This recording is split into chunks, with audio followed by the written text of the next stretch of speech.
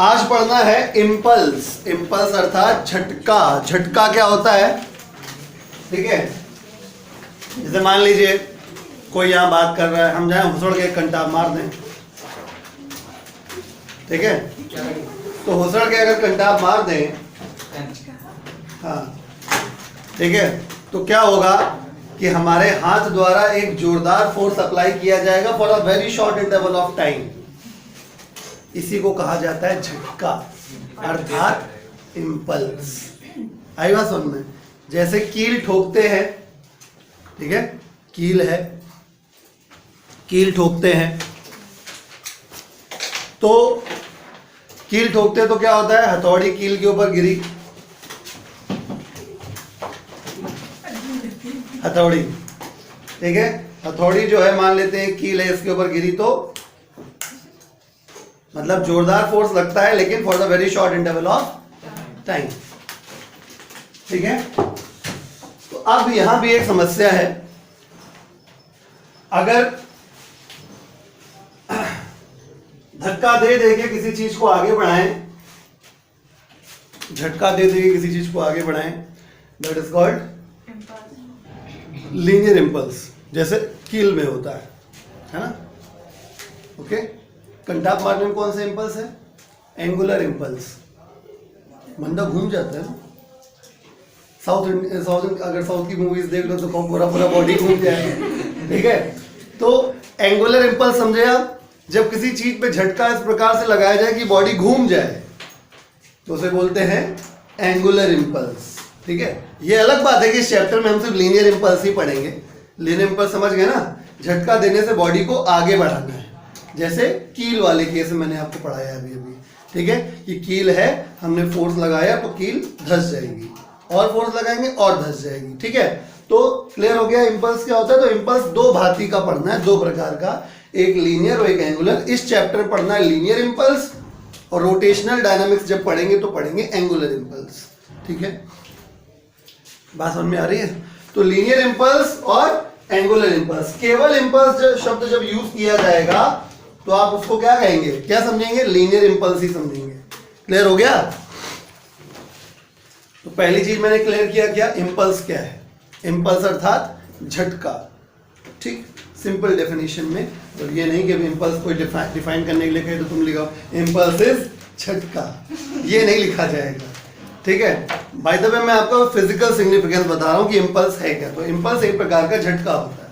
अब झटके से दो चीजें होती हैं, इस वजह से इम्पल्स भी दो प्रकार का हो सकता है। झटका लगने से चीज आगे बढ़ सकती है, ट्रांसलेट हो सकती है, इस वजह से उसको लीनियर इम्पल्स कह दिया जाता है। और झटका लगने से बॉडी घूम सकती है अपनी एक्सिस के अबाउट, इस वजह से उस झटके को क्या कहते हैं? एंगुलर इम्पल्स कहा जाता है। अगर शब्द केवल इम्पल्स यूज किया गया है तो आप उसको लीनियर वाला इम्पल्स समझेंगे, जिसमें बॉडी आगे बढ़ेगी, ठीक है। और जब एंगुलर इम्पल्स आएगा तो स्पेशली बोला जाएगा, ठीक है। तो अभी हम लोग कौन सा इम्पल्स पढ़ेंगे? लीनियर इम्पल्स, ठीक है। तो थोड़ा रफली अगर कहीं आपको आइडिया के लिए अपने लिखना हो तो आप ऐसे लिख सकते हो कि अभी हम मतलब अगल बगल कहीं रफ में जहां जगह हो वहां अगर लिखना हो तो लिख सकते हैं।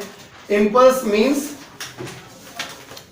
जर्क, ठीक है। इम्पल्स जर्क होता है, झटका होता है। और इम्पल्स दो प्रकार का हो सकता है, एक होता है लीनियर इम्पल्स, लीनियर इम्पल्स, और एक होता है एंगुलर इम्पल्स, ठीक है। लीनियर इम्पल्स कब होता है? व्हेन बॉडी शिफ्ट्स फॉरवर्ड, या ऐसे आपको when body translates, Sidhi Sidhi scientific science की भाषा में, व्हेन बॉडी ट्रांसलेट्स, जब बॉडी ट्रांसलेट करती है मतलब आगे बढ़ती है, ठीक है। जैसे for example hammering a nail, ठीक है। और एंगुलर इम्पल्स कब आता है? When body rotates, for example, Kantap मारने वाला एग्जाम्पल तो लिखेंगे नहीं, ठीक है। किसी व्हील को झटका देके, जैसे कोई चक्का टाइप है, कोई व्हील है, उसको ऐसे ऐसे मारते घुमाने के लिए उसको, है ना। तो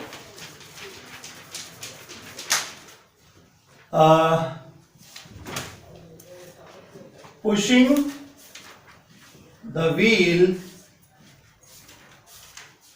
टेंजेंशियली, ठीक है, समझ जाएंगे ना। ठीक, तो अगर आपको कहीं भी अतरे कोने अगर कहीं लिखना हो, कोई आपको जनरल आइडिया पूरा इम्पल्स को रहे, तो आप कहीं कोने कोचे में इसको लिख लीजिए कि इम्पल्स बेसिकली। इस चैप्टर में हम लोग जो पढ़ रहे हैं वो सिर्फ लीनियर इम्पल्स पढ़ेंगे। लीनियर शब्द ब्रैकेट में कर दिया मैंने, मतलब लीनियर शब्द जो रहता है वो अंडरस्टूड रहता है। अगर लीनियर शब्द नहीं भी लिखा हुआ है तो आप समझेंगे उसको लीनियर इम्पल्स ही, लेकिन अगर एंगुलर इम्पल्स होगा तो 100% वो इम्पल्स एंगुलर इम्पल्स ही है, उसमें फिर कुछ भी छुपा हुआ नहीं। आगे बात समझ में। तो इम्पल्स पढ़ना शुरू करते हैं, तो हेडिंग डाल देते हैं हम लोग इम्पल्स, ठीक है, हेडिंग डाल दीजिए इम्पल्स, ठीक है। तो इम्पल्स होता क्या है समझ गए ना। और तुम फिर से लिख दें यहाँ पे लीनियर शब्द जो है वो अंडरस्टूड है, ठीक है। तो इम्पल्स क्या होता है फॉर्मूला समझ जाएंगे तो आप पहले समझ जाएंगे, ठीक है। तो डेफिनेशन के अकॉर्डिंग, अकॉर्डिंग टू डेफिनेशन, मैं इसको रब कर दूं साइड वाला, ठीक है। इम्पल्स के डेफिनेशन के अकॉर्डिंग, इम्पल्स को अगर जे से रिप्रेजेंट किया जाए, जे, तो इम्पल्स का मतलब होता है force into short interval of time, ठीक है, जे इंटू डेल्टा टी, ठीक है। एफ क्या हो गया फोर्स और डेल्टा टी क्या हो गया शॉर्ट इंटरवल ऑफ टाइम।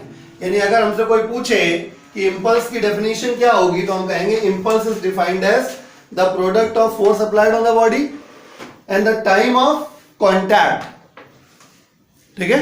लिखिए मैं बोल रहा हूं, हेडिंग डाल दीजिए लीनियर इम्पल्स, हेडिंग डालिए लीनियर इम्पल्स, लीनियर शब्द को अंडरस्टूड मतलब ब्रैकेट के अंदर कर दीजिए, हेडिंग डालिए लीनियर इम्पल्स और लीनियर शब्द को ब्रैकेट में कर दीजिए, ठीक है। लिखिए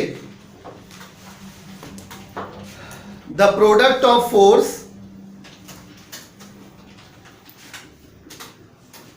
and the time interval, the product of force and the time interval of contact, the product of force and time interval of contact, the product of force and time interval of contact, the product of force and time interval of contact is called linear impulse, is called linear impulse,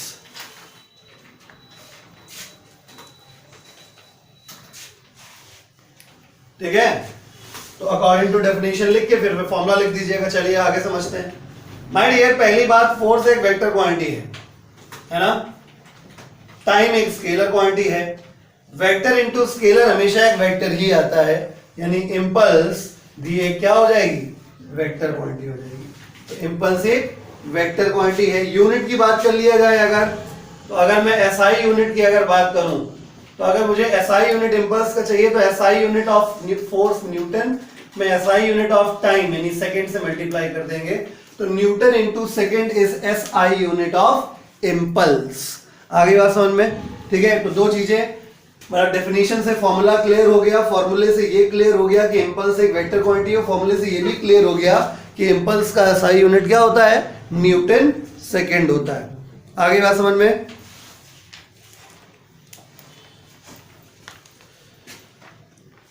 ठीक। तो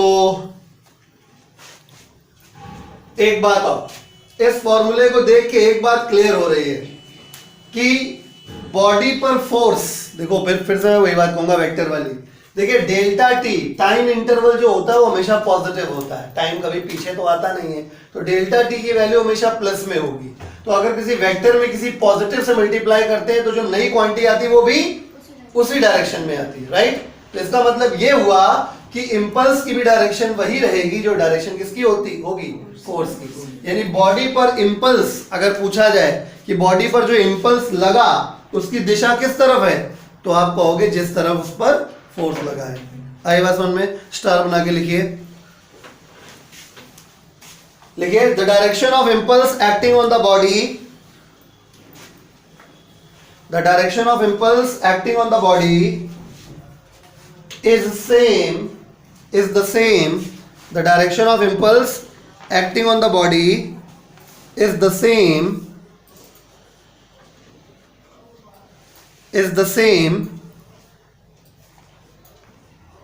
as that of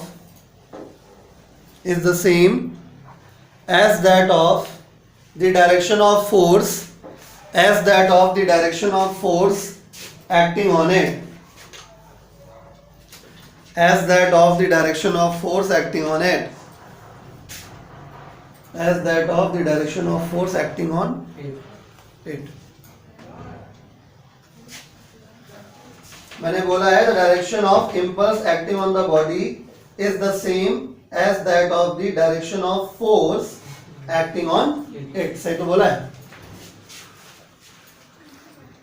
चलिए question कर लेते हैं इस फॉर्मूले के ऊपर। लिखिए a ball of mass 0.5 kg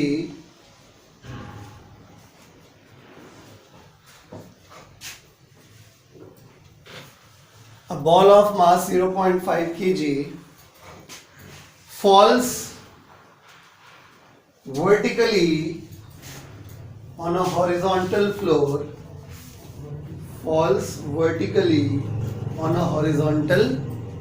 force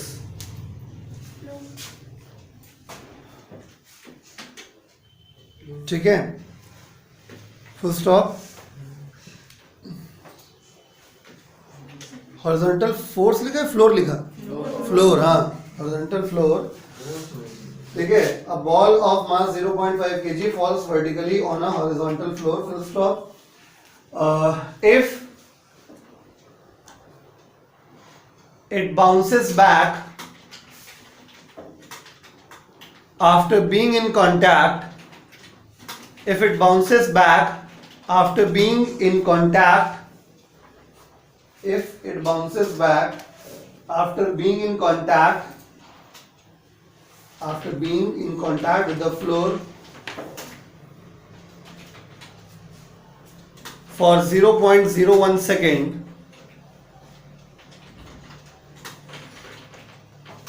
find the impulse on the floor. Find the impulse on the floor. ठीक है, तो ये क्वेश्चन बाय द वे बहुत इजी है, बस थोड़ा सा फॉर्मूला आपके दिमाग में क्लियर हो जाए इसलिए मैंने दिया। सिचुएशन को समझिए। सिचुएशन ये है कि ये जो फ्लोर है, इस फ्लोर पे बॉल ऐसे आगे टकराएगी। कितने फोर्स से टकराएगी? लास्ट टाइम पे खूब चर्चा हुई थी इसी के बारे में कि बॉडी जब वैक्यूम में ट्रेवल करती है तो बॉडी पे एकमात्र फोर्स काम करता है, फोर्स ऑफ ग्रेविटी, यानी कि उसका वेट। यानी कि जो बॉल है जब ये आके टकराएगी जमीन पे तो कितना फोर्स एक्सर्ट करेगी? अपने वेट के बराबर। नहीं समझे? कि बॉल ऊपर से आई यहाँ टकरा गई, कितने फोर्स से टकराएगी? अपने वेट के बराबर फोर्स से टकराएगी। ठीक है, तो टाइम ऑफ कांटेक्ट जो यहाँ पे रहा है वो 0.01 सेकेंड है, उसके बाद ही बॉल उछल गई है। ठीक है, तो अगर इंपल्स की बात करी जाए, वेट कितना हो गया? जी की वैल्यू 10 लेनी है, 10 मीटर पर सेकेंड स्क्वायर। आप चाहें तो लिख सकते हैं क्वेश्चन में। मास जो है वो 0.5 हो गया, जी की वैल्यू 10 हो गई, तो कुल मिला के 5 न्यूटन हो गया। तो फोर्स है, टाइम है, इंपल्स आ जाएगा। ठीक है, हम जानते हैं कि इंपल्स का फॉर्मूला J बराबर F इंटू डेल्टा टी लिखा जा सकता है। तो सर वेक्टर का साइन कहाँ गया? तो भाई आपको शुरुआत से पढ़ा रहे हैं, इतना बहुत ज्यादा डिटेल में बात करने योग्य नहीं बचा है, क्योंकि सारी चीजें मैग्नीट्यूड्स के फॉर्म में है, तो हम क्यों वेक्टर के फॉर्म में मगजमारी करें? यानी जब आप बिना वेक्टर नोट, जब वैल्यू नहीं है अपने पास वेक्टर फॉर्म में, है ना, तुम क्यों करें? है ना, बात समझ में आ गई कि नहीं आ गई? ठीक है, कहोगे तो हम वेक्टर फॉर्म में भी करके दिखा देंगे अभी आपको। ठीक है। तो फिलहाल पहले मोटा मोटा बेसिक जो तरीका होता है जैसे किया जाता है वो बता रहा हूं। तो क्योंकि सारी वैल्यूज मैग्नीट्यूड के फॉर्म में थी इसलिए फॉर्मूला भी हमने मैग्नीट्यूड के फॉर्म में लिखा है, वेक्टर का प्रयोग नहीं किया। तो इंपल्स जे बराबर फोर्स हो गया 5 और डेल्टा टी हो गया 0.01, तो जे बराबर कितना हो गया 0.05 न्यूटन इंटू सेकेंड। क्या आंसर आ गया? नहीं, इंपल्स एक वेक्टर क्वांटिटी है, डायरेक्शन लिखना बाकी है। ठीक है, तो फ्लोर पे, ये फ्लोर है,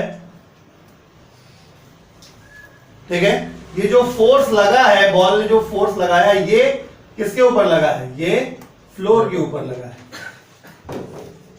ठीक है, बॉडी ने जो फोर्स लगाया फ्लोर के ऊपर किसके कितने बराबर लगाया? अपने वेट के बराबर, राइट। तो मैंने आपको क्या सिखाया था कि अगर आपको इंपल्स, जैसे क्वेश्चन में क्लियर है, अंडरलाइन कर लीजिए, इंपल्स किस पे पूछा गया, ये इंपॉर्टेंट होता है हमेशा। इंपल्स किस पे पूछा जा रहा है? इंपल्स फ्लोर पे पूछा जा रहा है। आई बात समझ में? ठीक है, क्योंकि यहाँ बच्चा कंफ्यूज हो सकता है, कैसे हम समझा रहे हैं, कंफ्यूजन का कारण क्या है? क्योंकि जब बॉडी दूसरी बॉडी से कांटेक्ट में आएगी तो दो फोर्स काम करेंगे न्यूटन के थर्ड लॉ के अकॉर्डिंग। तो every action that is equal to opposite reaction, मतलब जितने फोर्स से बॉल ने फ्लोर पे प्रहार किया उतने ही फोर्स से फ्लोर भी बॉल पे इक्वल रिएक्शन फोर्स लगाएगा और दोनों की वैल्यू बराबर आएगी। बात समझ रहे हैं? ठीक है, मतलब ये जो फोर्स लगा ये किसके ऊपर लगा है? अब ये फोर्स बॉल के ऊपर लगा। ठीक, बच्चा अगर समझने में जरा सा फेर कर देगा तो कह देगा इंपल्स की डायरेक्शन अपवर्ड है। इसलिए ये जानना बहुत आवश्यक है कि इंपल्स किस पे निकालना है। ठीक है, इंपल्स किस पे निकालना है? फ्लोर पे निकालना है। ठीक है, तो वैसे तो हम यहां पे यहीं पे सब कुछ लिख सकते हैं कि इंपल्स ऑन फ्लोर अगर निकालना है तो फोर्स भी कौन सा वाला होना चाहिए? जो फ्लोर पे काम कर रहा है। ठीक है, impulse on floor, impulse on floor, ठीक है, कितना आ गया? इतना आ गया। अब रह गई बात काहे की? डायरेक्शन की। तो इंपल्स की दिशा वही होती है जो फोर्स की दिशा है। ठीक है, बशर्ते बॉडी वही होनी चाहिए। ठीक है, तो अगर फोर्स, अगर इंपल्स भी हम लोग किस पे निकाल रहे हैं? फ्लोर पे, तो फ्लोर पे फोर्स किधर लगा? तो डायरेक्शन क्या हो गया? वर्टिकली। आप समझ गए होंगे हम क्या कहना चाह रहे हैं।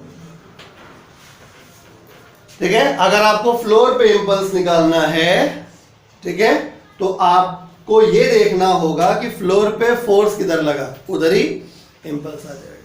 बाकी दिक्कत कोई नहीं होती, फोर्स की वैल्यू चाहे ऊपर वाली लोगे चाहे नीचे वाली लोगे, वैल्यू तो बराबर है आएगी न्यूटन के थर्ड लॉ के according to every action that is equal to opposite reaction. आई बात समझ में? अब चलो इसको वेक्टर फॉर्म में कर देते हैं। ये हो गया हमारा मेथड 1। अगर वेक्टर के हिसाब से किया जाए तो गौर से देखा जाए तो ये निगेटिव वाई डायरेक्शन है, ये वाई डायरेक्शन है और ये एक्स डायरेक्शन है।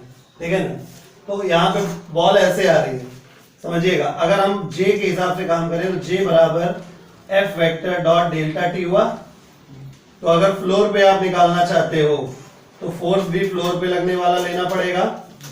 तो जे की वैल्यू फ्लोर पे जो आएगी, यहां फोर्स कितना हो गया? 5 न्यूटन, लेकिन माइनस जे क्या,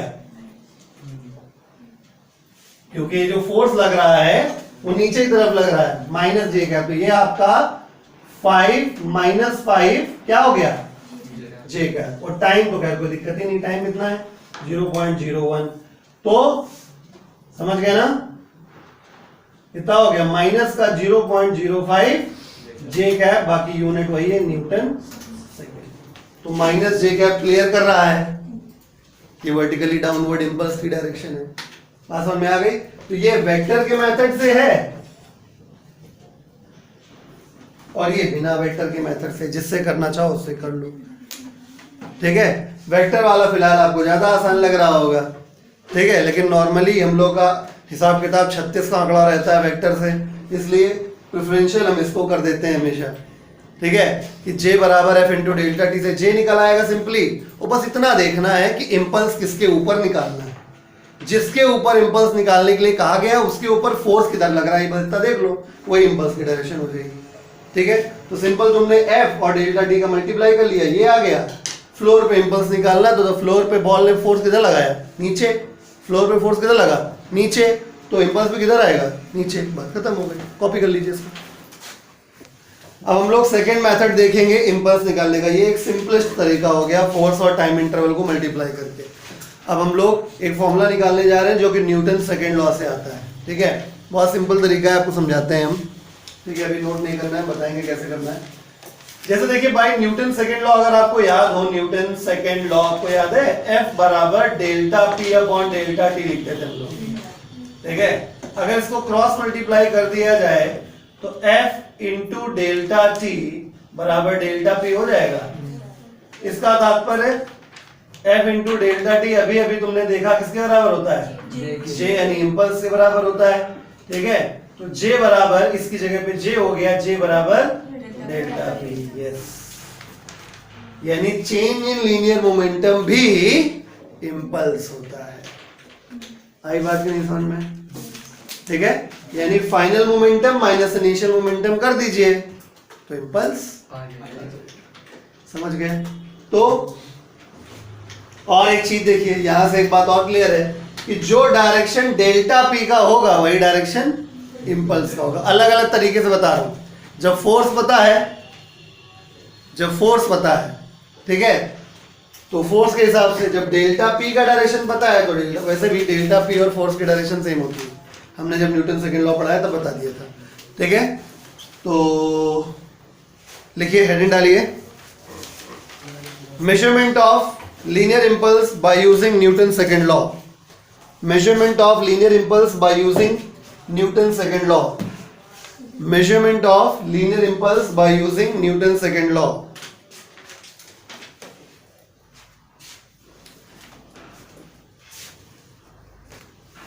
अब इसको कॉपी कर लीजिए। By Newton second law NSL पूरा लिखिएगा। ठीक है, देखिए अब इसमें यूनिट की बात भी आपको हम बता सकते हैं। अगर हम यूनिट की बात करें यहाँ पे इंपल्स की, तो इंपल्स का यूनिट वही होगा जो लीनियर मोमेंटम का यूनिट होगा। लीनियर मोमेंटम का यूनिट क्या होता है, kg मीटर पर सेकेंड। यानी आपका जो न्यूटन इंटू सेकेंड आप पीछे पढ़ के आए हो, उसको अगर फोड़ फोड़ के लिखोगे तो अल्टीमेटली यही आ जाएगा। यानी इंपल्स का ये दूसरा यूनिट हो गया। ठीक है, kg metre per second unit में आप कर लीजिए और उसके बाद इसके नीचे स्टार बना के लिख लीजिए।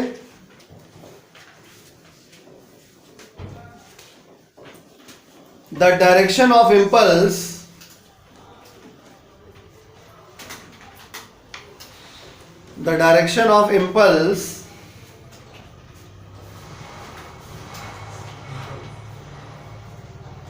on the body, the direction of impulse on the body is the same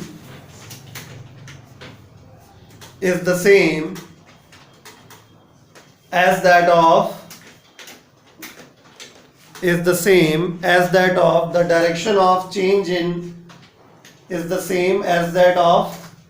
the direction of change in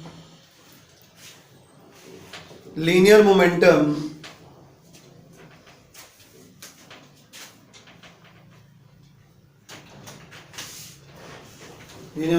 of the striking body। ठीक है, यानी ए बॉडी पर इंपल्स बी बॉडी की चेंज इन लीनियर मोमेंटम की direction में होगा। नहीं समझे? मतलब ए बॉडी बी बॉडी पे अगर टकराई है तो ए बॉडी पे जो इंपल्स की दिशा होगी वो बी वाली बॉडी के चेंज इन लीनियर मोमेंटम की डायरेक्शन के डायरेक्शन में होगी। नहीं समझे भाई? सीधी सी बात है, बात को समझिए आप ना। इंपल्स किसी एक बॉडी पे लगा है और टकरा के जो बॉडी चल रही है वो दूसरी है कोई, तो मोमेंटम में चेंज तो दूसरी बॉडी पे हुआ ना। सपोज जैसे बॉल आई दीवार पे टकराई, एग्जांपल दे रहा हूं। ठीक है, अगर बॉल आई दीवार पे टकराई, वो बाउंस होकर वापस चली गई, तो चेंज इन मोमेंटम किसका निकालोगे भाई? बॉल का निकालोगे। ठीक है, लेकिन झटका किसने सहा है? ठीक है, तो हम चेंज इन मोमेंटम की डायरेक्शन बॉल की देख लें, वही इम्पल्स की डायरेक्शन हो जाएगी बॉल पे। आई बात समझ में? ठीक है, खैर जब भी न्यूमेरिकल आएगा तो ज़्यादा क्लियर होगा। इतनी बात आपको समझ में आ गई? ठीक है, चलिए। तो डेफिनेशन अगर कोई पूछे तो चेंज इन मोमेंटम के हिसाब से हो जाएगी, तो क्या हो जाएगी? The change in momentum of the body is the impulse acting on the body. ठीक है भाई, तो वैसे कोई डेफिनेशन पूछता नहीं है। चलिए सवाल खेलते हैं। शीट निकाल लीजिए।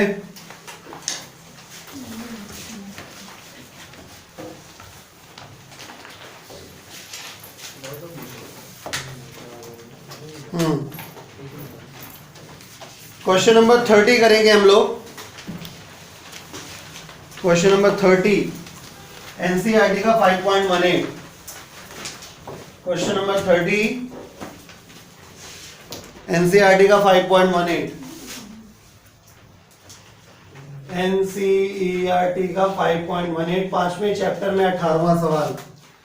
2 billiard balls each of mass 0.05 kg moving in opposite directions with speed 6 meter per second collide and rebound with the same speed. What is the impulse imparted to each ball by the other? ठीक है, okay, चलो भैया समझिए। ये और ये हो गया इनिशियली और ये हो गया फाइनली। क्या हुआ इनिशियली? इनिशियली हालात ये थे कि दो बॉल्स हैं, दो बिलियर्ड बॉल्स हैं। एक बॉल है ए और एक बॉल है बी, जो दोनों एक दूसरे की तरफ चल रही हैं। ठीक है, तो ए बॉल का इनिशियल मोमेंटम बताओ कितना हो जाएगा? बॉल का मास कितना है? Mass of each ball is 0.05 kg and speed कितनी है, वेलोसिटी कितनी है? 6 मीटर पर सेकेंड। मेरे हिसाब से ये जो इधर जा रही है इसकी स्पीड 6 मीटर पर सेकेंड हो गई प्लस में। आपको याद होगा हम बार बार चिल्ला बता चुके, रोज नहीं बताई जा सकती ये बातें। जब वन डायमेंशन में काम होता है तो हम लोग वेक्टर लगाने की बजाय प्लस माइनस लगा के काम कर लें, वो ज्यादा बेटर रहता है। याद आया कुछ? ठीक है, तो हम लोग वेक्टर से काम नहीं करेंगे। ठीक है, तो इसकी वेलोसिटी हो गई +6 और इसकी वेलोसिटी कितनी हो गई? -6। तो इसका मोमेंटम कितना हो जाएगा? 0.3 हो जाएगा kg मीटर पर सेकेंड, लेकिन किसमें? प्लस में। मोमेंटम का फॉर्मूला P बराबर m/v होता है, पढ़ाया था हमने। अगर इसके मोमेंटम की बात करें, B वाली बॉडी का इनिशियल मोमेंटम कितना हो जाएगा? -0.3 kg मीटर पर पल्ले पड़ा। अब बाद में क्या हुआ, जब बॉडीज टकरा चुकी तो फिर रिबाउंड कर गई, सेम स्पीड से रिबाउंड कर गई, मास भी वही है। अब इसकी जो स्पीड हो जाएगी वो कितनी हो जाएगी? -6 मीटर पर सेकेंड। उसकी स्पीड कितनी हो जाएगी? +6 मीटर पर सेकेंड। तो अगर मैं आपसे कहूं कि ए बॉडी का फाइनल मोमेंटम कितना हो गया, तो -0.03 है कि नहीं? kg metre per second. यहाँ दिक्कत हो कोई बताइएगा। और हम बी बॉडी का फाइनल मोमेंटम की बात करें तो कितना हो जाएगा? +0.3 kg मीटर पर सेकेंड। पहले पढ़ा कि नहीं पढ़ा? तो अब मुझसे कहे कोई ना हो, अब आओ। ठीक है, इम्पल्स ऑन बॉल ए, तो हम क्या जानते हैं? ए बॉल का इम्पल्स निकालने के लिए हमें डेल्टा पी का वैल्यू ए बॉल के लिए निकालना पड़ेगा। समझ गए? Impulse acting on ball A is equal to change in momentum on ball A. ठीक है, चलिए, तो impulse on ball A is equal to क्या लिखें? डेल्टा पी का मतलब ए का फाइनल मोमेंटम माइनस ए का इनिशियल मोमेंटम। ठीक, सॉल्व कर देते हैं। ए पे जो इम्पल्स आएगा, ए का फाइनल मोमेंटम माइनस का 0.3 माइनस प्लस का 0.3, तो अल्टीमेटली क्या हो गया? जे का इनिशियल जो इम्पल्स आ गया माइनस का 0.6, तो विद डायरेक्शन आ गया। ठीक है, यानी ए पे जो इम्पल्स है वो 0.6 है, किस दिशा में? नेगेटिव एक्स डायरेक्शन में, है ना? हमने एक्स डायरेक्शन ही तो ली है केवल, तो प्लस और माइनस का मतलब क्या हुआ, माइनस आ गया तो नेगेटिव एक्स, प्लस आ गया तो पॉजिटिव एक्स। यही मैं अभी बता रहा था थोड़ी देर पहले आपको कि जब हम क्वेश्चन कराएंगे तो आपको ऑटोमेटिक क्लियर हो जाएगा कि डेल्टा पी वाले फॉर्मूले से डायरेक्शन कैसे डिसाइड होती है इम्पल्स। समझ में आ गया? यानी अगर आपको किसी बॉडी पे इम्पल्स निकालना है तो उस बॉडी का चेंज इन मोमेंटम निकाल लीजिए, ठीक है? उस बॉडी में जो चेंज इन मोमेंटम की जो डायरेक्शन होगी वही डायरेक्शन किसकी हो जाएगी, उस बॉडी पे लगने वाले इम्पल्स की। आपने डेल्टा पी ही तो निकाला, राइट साइड देखिए, delta P delta P delta P delta P, तो डेल्टा पी की डायरेक्शन किसमें आ रही है, नेगेटिव एक्स में, और डेल्टा पी को क्या है, इम्पल्स है, यानी इम्पल्स की डायरेक्शन भी किधर आ गई, नेगेटिव एक्स में। आई बात समझ में? ठीक, इसी प्रकार से बी का निकाल लीजिए, ये करिया वाले पेन से कर देते हैं, जे बी, तो डेल्टा पी का वैल्यू बी पे, तो जे बी बराबर डेल्टा पी की वैल्यू बी पे जो हो जाएगी वो बी पे, बी का मोमेंटम फाइनली माइनस बी का मोमेंटम इनिशियली, बी का इम्पल्स, बी का फाइनल कहां है, बी का फाइनल ये प्लस का 0.3 माइनस इनिशियल कितना है, माइनस का 0.3, ठीक है? अल्टीमेटली क्या हो गया, प्लस का 0.6 kg मीटर पर सेकेंड, ठीक है? तो B का चेंज इन मोमेंटम का डायरेक्शन किधर है, प्लस में, यानी पॉजिटिव एक्स में। इसका मतलब B पे जो इंपल्स का डायरेक्शन भी होगा वो किधर होगा, पॉजिटिव एक्स में। आगे बात समझ में? ठीक है? तो अगर आपको अलग से लिखना है तो आप लिख सकते हैं, impulse on body A is equal to 0.6 kg metre per second in negative X direction, ठीक है? इसमें क्या लिख दोगे, direction of impulse acting on the body B is 0.6 kg metre per second in positive X direction. बात समझ में आ गया? ठीक है?